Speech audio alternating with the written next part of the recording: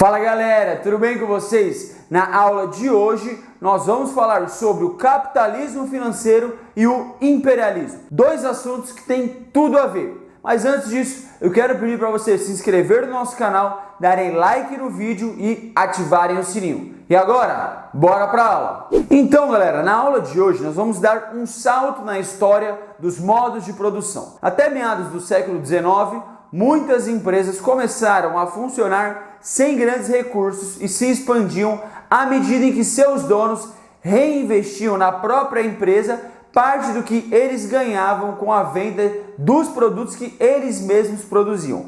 Por essa questão, predominou as pequenas empresas familiares. Essa fase que eu estou falando é chamada de capitalismo industrial. Isso porque os recursos que alimentavam a produção eram obtidos pela própria dinâmica industrial. Nós vamos falar sobre o que aconteceu depois disso. Vamos avançar para a era do capitalismo financeiro. E lógico, para entender essa nova era, você precisa saber como era o capitalismo industrial. E se você não sabe, aqui no nosso canal existe uma aula que fala apenas sobre a primeira revolução industrial e aí você vai entender como era essa gestão financeira para depois você entender como nós chegamos até aqui no capitalismo financeiro, certo? Bora lá! Bom, então a gente está falando do avanço da segunda revolução industrial e algumas novas atividades econômicas. Algumas delas são exploração do petróleo, usinas elétricas e siderúrgicas passaram a exigir grandes investimentos que os pequenos empresários não conseguiam obter, pois tinham apenas o lucro das indústrias deles. Por conta disso, as instituições bancárias assumiram um papel central nesse período. O que elas faziam era financiar as produções industriais, agrícolas e minerais. E isso era dividido em cada país e era controlado por meio de aquisição de ações. E todo esse processo envolvia diferentes setores e atividades. Então, gente, nesse exato momento começava a era do capitalismo financeiro. Então, galera, depois da segunda revolução industrial, aconteceu um profundo processo de concentração do capital. Isso quer dizer que poucas pessoas possuíam muito dinheiro e essas poucas pessoas eram donas de indústrias ou bancos. Essas poucas pessoas que eram muito ricas começaram a se juntar e criaram os chamados oligopólios.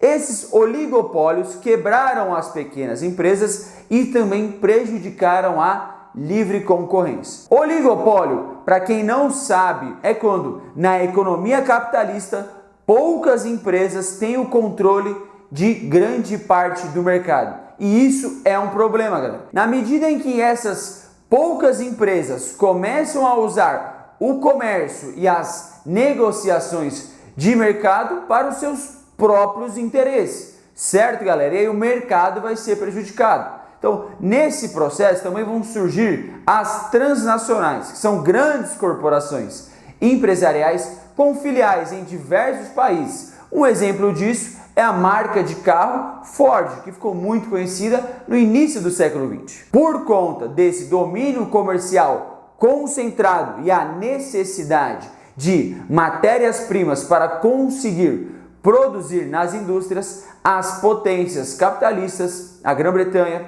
França, Alemanha, Bélgica e Itália, que eram dominadas politicamente e economicamente por essas grandes corporações, passaram a expandir seu domínio territorial. E neste momento foi inaugurada uma fase do capitalismo que nós chamamos de imperialismo ou de neocolonialismo. Vão participar desse processo também a Rússia, os Estados Unidos e o Japão. Essa expansão imperialista foi motivada por fatores econômicos, políticos, sociais e culturais que se interligavam. Bom, vamos começar pelos fatores econômicos. Então, gente, entre os anos 1873 e 1896, houve uma grave crise econômica na Europa. Essa crise, galera, aconteceu porque as potências industriais aumentaram seu investimento em tecnologia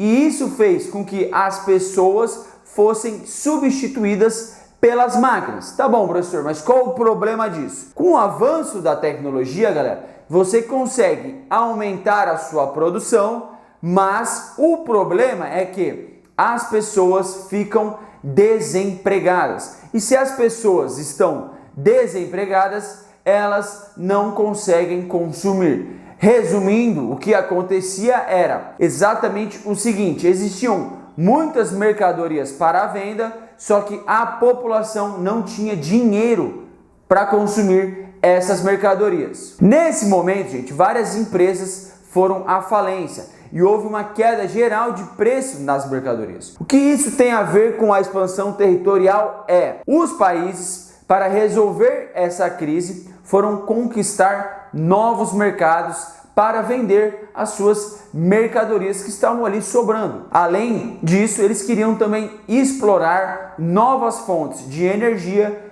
e de matérias-primas que seriam muito bom para suas indústrias. Os fatores políticos e sociais são: os governos europeus utilizaram a conquista de colônias como propaganda política para essa expansão. Então, despertou ali um sentimento patriota na população europeia. Além disso, a transferência para áreas coloniais da mão de obra que não conseguia mais trabalhar na Europa foi para lá, para você conseguir ali que essa população não fique totalmente na pobreza, e sim ela consiga ter ali uma função dentro da sociedade. E por fim, os fatores culturais são: bom, esse, gente, é um dos fatores que mais prejudicou a história dos países que foram invadidos e explorados. Naquele período, galera, foi disseminada a ideia de que o homem branco europeu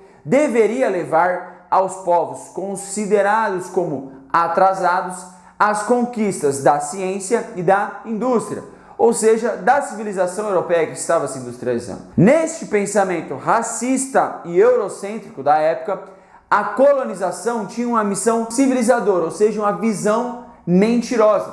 Em resumo, os europeus se consideravam o melhor povo do mundo e invadiram, assassinaram e também exploraram os países com essa justificativa totalmente descabida.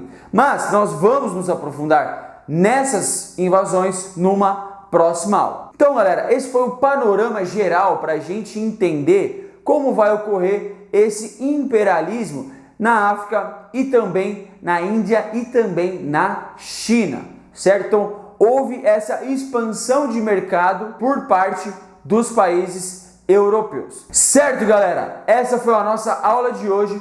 Eu espero que vocês tenham gostado e até a próxima.